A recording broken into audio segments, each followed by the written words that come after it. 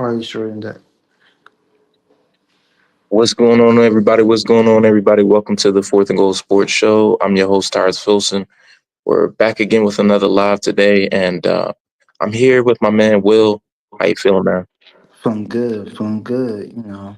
On Sunday, the day before free agency start, it's gonna be Sir, exciting tomorrow. It's gonna be about to so get exciting. spicy.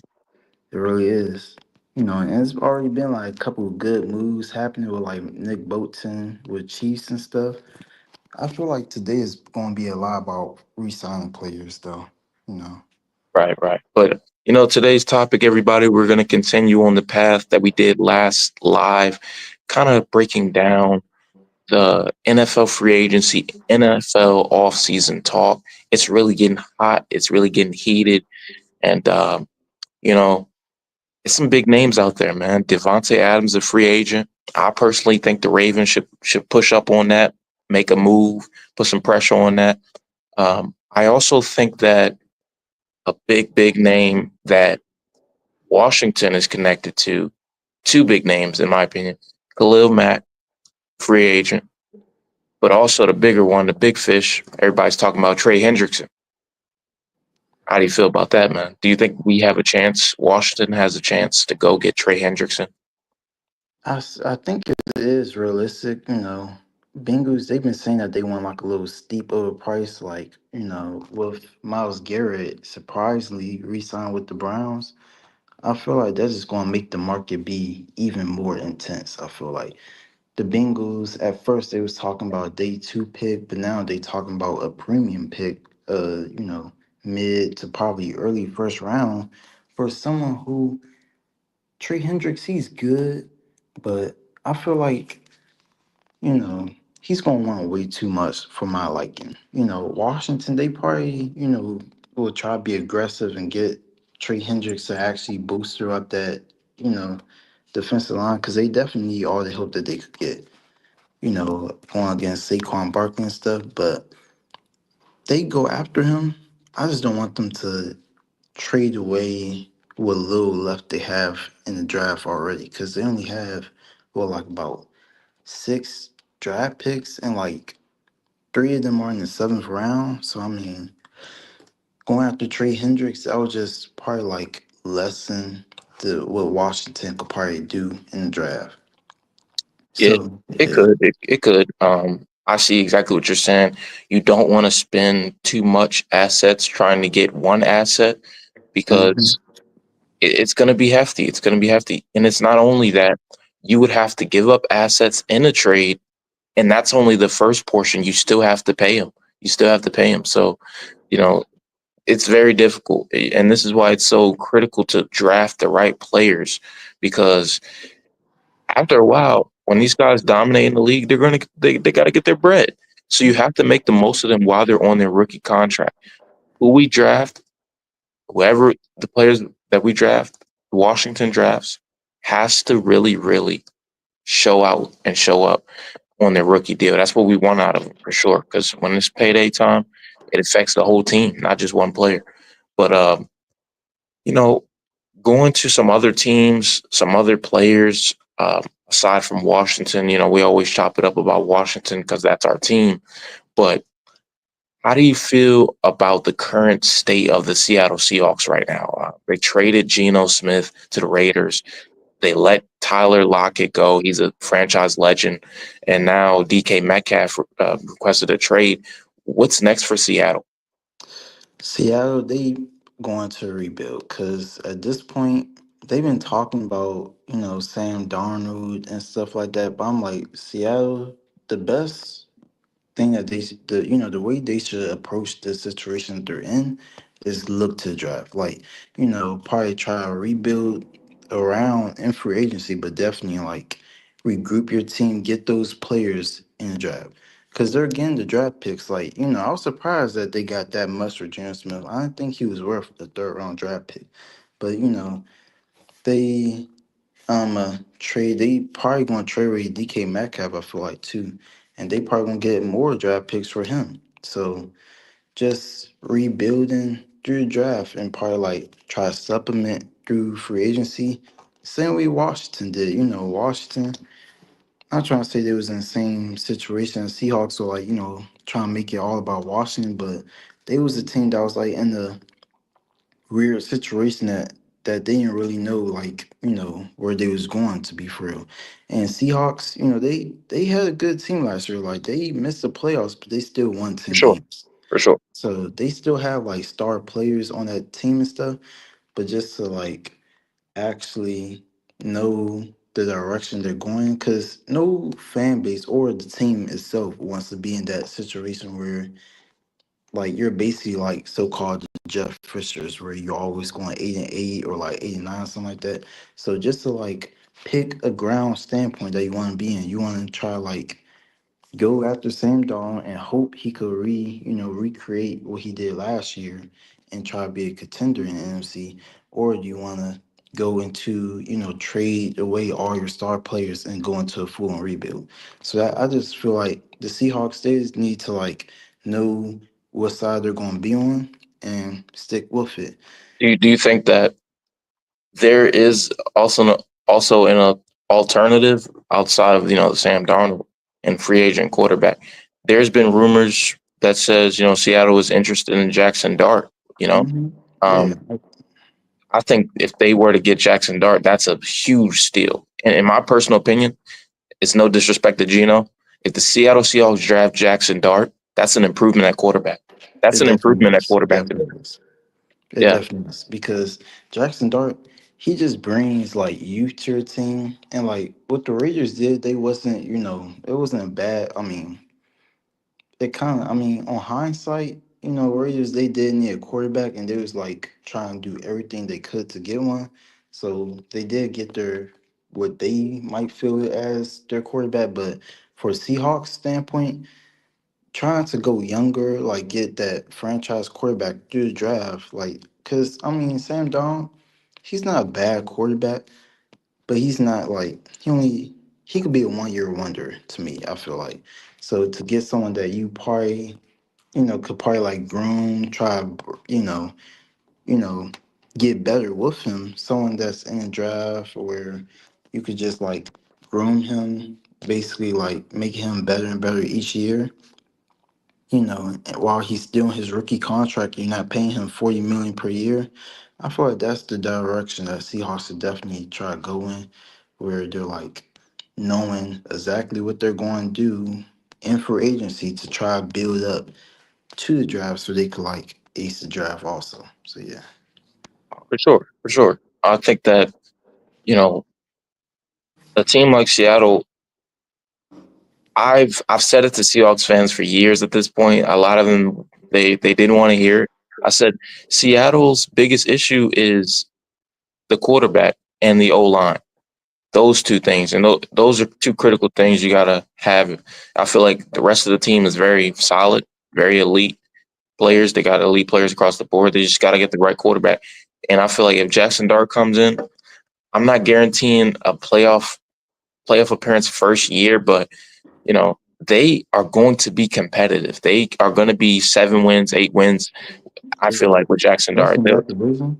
Yeah, especially in that division where you only, well, the Cardinals, they're like in a rare situation. They don't know if they want to trade Kyler Murray just yet, but 49ers, they're gonna be good next year. I feel like, and Rams, they but always I feel gonna like win. every year the Rams have Matthew Stafford under center. They're going to be competing. Yeah, I better say like every year they could feel like that it's a rebuild year, but still end up winning 10, 11 games. So, but the Seahawks, they definitely have to get better on the offense line because ever since Russell Wilson was there, they just like always that's been like their kryptonite, their offense line. And I'm like, they just build the offense line and try to actually get like a run game with. Um Jackson Dart, like they do have Kenneth Walker and stuff, but I mean, is Makai Becton? Did the Eagles already re-sign him? he's scheduled to be a free agent. Yeah, I'm See, pretty sure he see, is. I think Makai Becton. I think teams that should look at him is Washington, Seattle. Seattle definitely should look at him because, like Seattle, their O line has been kind of disappointing for years now. For years, Mhm.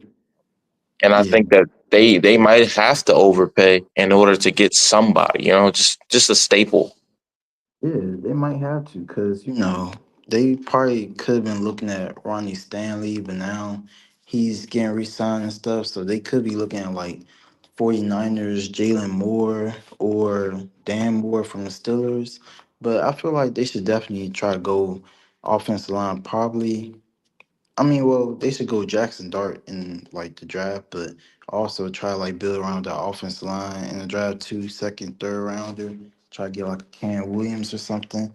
But I feel like they should just like, you know, build in the draft, like build their like star players in the draft, like get their quarterback, their offensive line, just like build that team up for Jackson Dart. Cause they do that, they definitely have a chance to still be like really competitive like next year. Like where they're probably not, like were they fighting for like that seventh seed in the playoffs or something?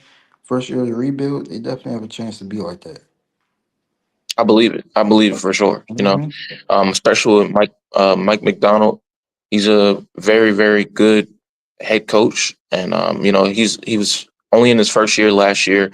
He rolled it out with Gino. He said we're going to roll out with Gino. Now it's his turn to go and draft his guy, and Yeah. that's really when a head coach really gets his chance. I know Giants fans can kind of relate to that because a lot of Giants fans, when you talk about Brian Dable, they say he's a good coach, and he just didn't get a chance to draft his guy. Obviously, Daniel Jones was there before Brian Dable got there, so he inherited Daniel Jones' struggles, and Mike McDonald kind of inherited Geno Smith. Not to say Geno Smith did a terrible job.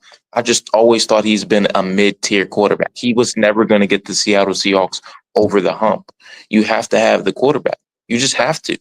And unless your team is a super team and you can just have an average QB there as a filler, Yeah. it's not going to work. You have to have a quarterback that can play make, that can be the difference maker.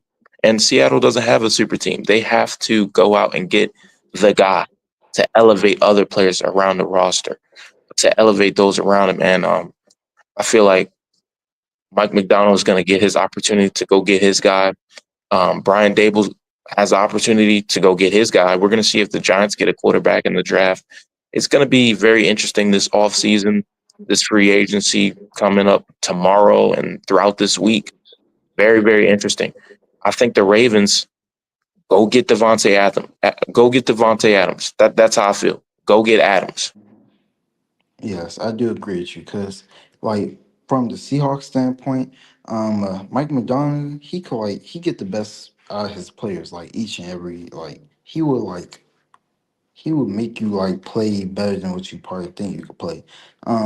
Geno Smith, he's not the best quarterback because the Seahawks, that's the offense. The Seahawks had an offense good enough last year that could have easily took them to playoffs by themselves. Like you had three, I would say probably two number ones, and then another really good number two wide receiver in Tyler Lockett. Also with Tyler Fant at tight end and Kenneth Walker in the backfield, ain't no way they didn't make the playoffs with that team. But they should definitely like look at a quarterback that would be a game changer. You need a game changer at quarterback unless you're like the 49ers or Eagles. Like you're one of those teams you don't really need a game changer at quarterback to make it to the playoffs. Um, but from other standpoints, like from the Ravens, they definitely need a number one wide receiver. Devontae Adams, he wants too much money. I feel like they should definitely go after someone like a Chris Godwin. He could definitely be like a good I, complement I to think Trey Flowers. I think he's definitely going to be right back in Tampa Bay. I think so. Bro. Yeah, for sure, for sure.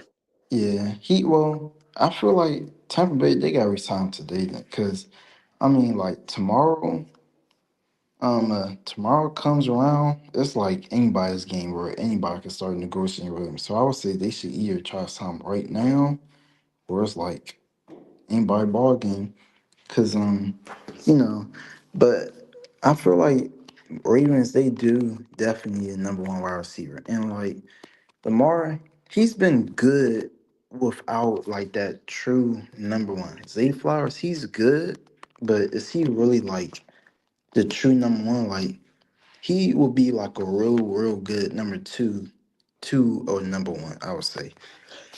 So, Ravens just getting that tree number one for Lamar, definitely gonna be like help them like advance in the playoffs and stuff. Um, well, some free agency news.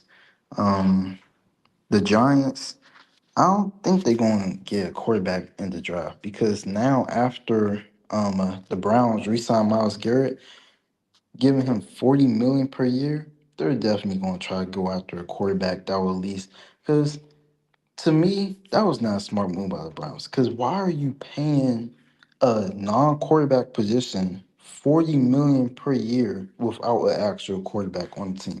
Like it makes no sense to me. I think So the it's like, Browns, that when I woke up and I saw that news, um, it was quite crazy. I'm gonna be honest, because like I'm I like, couldn't believe it. I mean, Miles Garrett is getting paid bank. He's getting paid big bank. I mean, really, nobody expected that because it was like he was done. He wanted to go. They were yeah, holding him hostage. They didn't want to see him leave. I think this is a desperation move by the Browns. it really is because people I saw on Twitter, it was people that were saying like, didn't he just say that, he's like done with them and stuff and he wants to go to a winning team? But then they said like once that money start calling, getting 40 million per year, you can't deny that. And then so with that and Miles Garrett, he turned into like how Joe Thomas was with the Browns. Like how like a good player that just wasted her whole entire career on the Browns for nothing. Like Browns, they're not gonna be competitive for the rest of like his prime, Miles Garrett's prime. So I feel like they should just like that was like a panic. That was definitely a panic for the Browns. And with that being said, I think Browns definitely going often. I mean, going quarterback in the first round. I seen it probably going after Shador Sanders. The Browns already have enough quarterback problems, right? They already have Yeah, enough financial problems too, because you're paying Deshaun Watson a boatload of money for him to not even play. Um, this move is gonna put the Browns in a difficult situation. So this will now put them. they will draft a quarterback. I think you're right. It's pretty much certified at this point. You have to. You draft a Because quarterback, and not only that, you basically have to win on his rookie deal. You have you to have because to. because once his rookie deal's up, cha-ching. Yeah, that's why from the standpoint of Washington, we have to win like now because we do have like 4 more years of Jane Daniels on his rookie contract, but once those 4 years is up, he's gonna want that money. And I mean like probably like 50, 60 million per year potentially.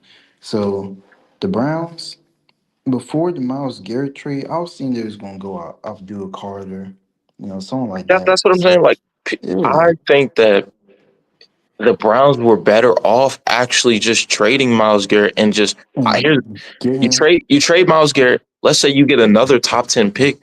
There's a possibility they could have left the draft with Cam Ward, Abdul Carter, or Shador Abdul Carter. It's a possibility they could have done that.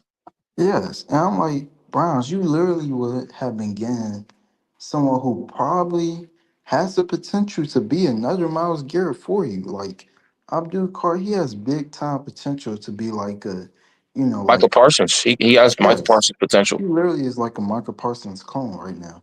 So getting a Michael Parsons clone on your team when you're getting like assets and stuff and you're saving money on top of that, it's like a no-brainer to probably trade him to most like logical people.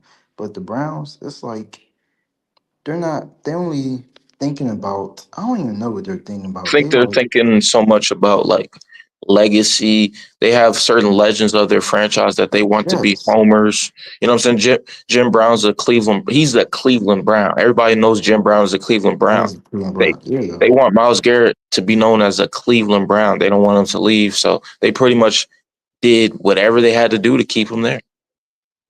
And I do get that. I do get that because, you know, like Washington, they definitely wanted to do. I mean, well, Washington, we don't have no players to Miles Garrett, Not at magnitude. all. I mean, yeah, not at all.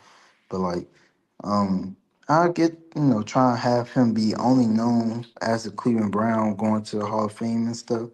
But when you could just trade him away or do him his, part that he wants to be done, because he's still gonna be known as the Cleveland Brown. Miles Garrett, he could retire like 7 years from now.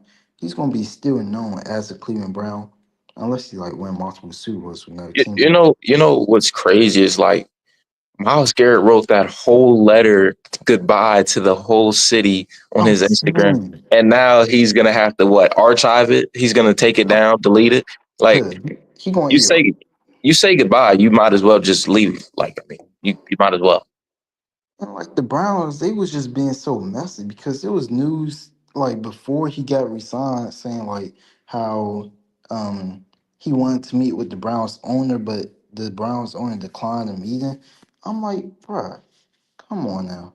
You ain't no way you're going to decline a meeting to meet with your star player that wants to leave your team. Like it makes no sense to me. So for For the for that the for the extension, how many years was it? How many for the years? extension, it's a 3 year, $120 million contract for the Oh, contract extension. Yeah, shit. but he's gonna be on the Browns through 2030. So yeah, so they basically said by the time he leaves the Browns, like, and he also has a no trade clause on it too. So I mean he can't get traded. So that's just like bad on all parts. So it was also on a contract like when he leaves the Browns, he'll be 35 years old. And I'm like, oh my goodness. That's basically Yeah, he that basically might at as that well. point, that's his prime. That's a wrap. Yeah, like he's literally gonna waste his whole entire prime on the Browns. And then probably after his contract is up, he's going to like try to probably like sign with another team to like try to win the Super Bowl, but nobody, unless he's still getting 14, 15 sacks or something, nobody gonna want him at that point. They're gonna try to look younger. So yeah, I just it's just a messy situation in Cleveland right now that it's just bad all around. But that's one DN out of the books. But another player that's getting talked about a lot is definitely Trey Hendricks. And, Trey Washington, Hendrickson. we want to get Trey Hendricks. Hmm? Trey Hendrickson. Yeah, I said Trey Hendricks. I mean, Trey Hendrickson. Yeah, Trey Hendrickson. Another player that's getting talked around, about potentially getting traded. And I'm not going to say he's better than Miles Garrett. Like, he definitely like Miles Garrett is definitely has his own like name for himself, and like he's known to be one of the best like players of almost all time. I'm not gonna Right, say all but time. Trey Hendrickson definitely is an elite pass rusher. He's up there. I mean, he led the league in sacks for a reason. So Yeah, like in the past 2 years, he has 35 sacks in the past 2 years. Lead the league. I'm like, that's insane. You know, and I also looked up his stats. It was like 4 of the last 5 years, he had at least 13 and a half sacks. So I'm like, oh, he's like consistent because that's what I want. I want someone that's consistent. I don't want someone that's like had 1, 2 good years and then like the rest of the years they had like barely any sex. So I want someone that like shown that they could be consistent with it and do it over a amount of years and stuff and still perform real good. And I feel like because okay, so um, I saw one on Twitter. It was someone that compared the Trey Hendrickson to Ryan Kerrigan, and I was like, "Is that?" I mean, I'm not trying to say was that racist because I mean they both are right and they're both 91.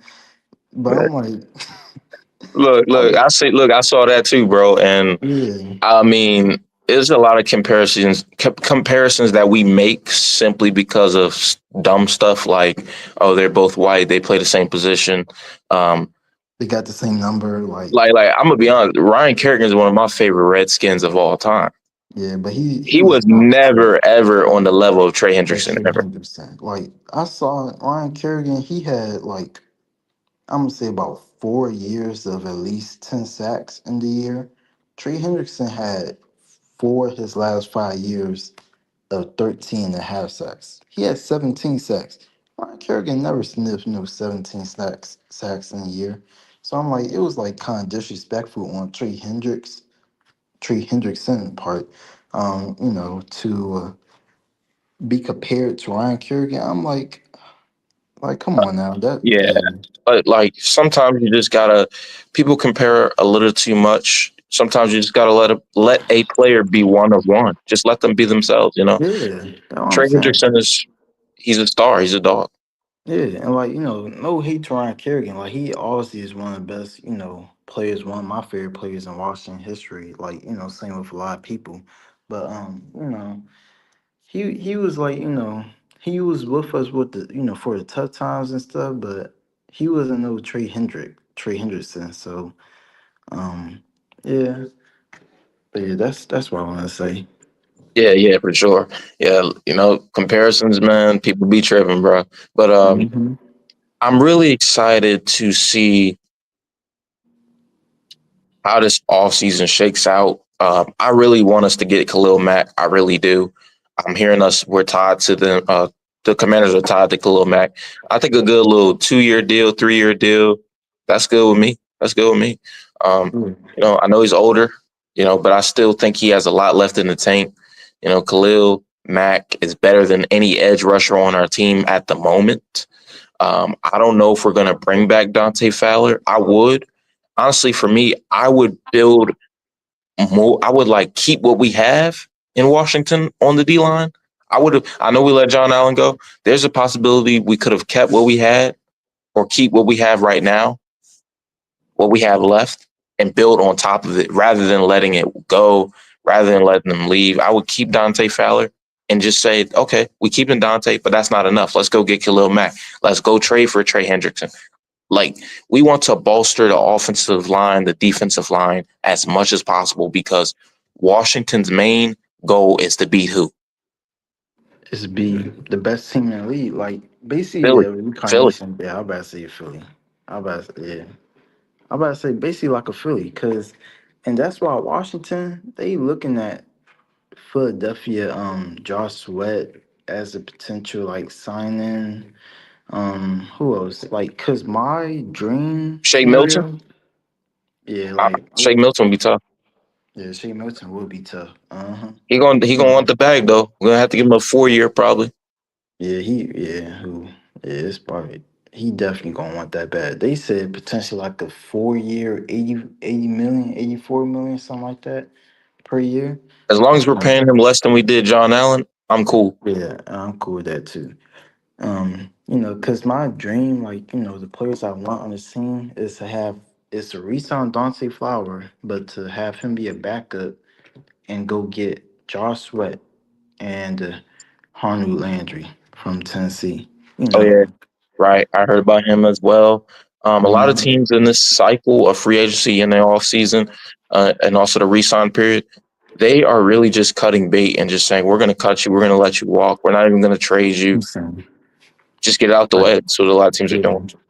Cause Tennessee they could have traded him and got some type of draft capital. Cause Um, uh, you know, he the last couple of years he been consistent with sacks, like 9.5 sacks on not so good Tennessee Titans team. So they was probably like double teaming him all the time and stuff, cause like nobody else that gonna be any pressure, and he's still getting 9.5 sacks. The year before that, 10 sacks. The year before that, 12 sacks. So it's like he He's a has dog. the consistency. Yeah, he's a dog. He has the consistency to really like elevate this, Washington D line. And he's real good in the run game, which Washington struggled last year, mightily last year.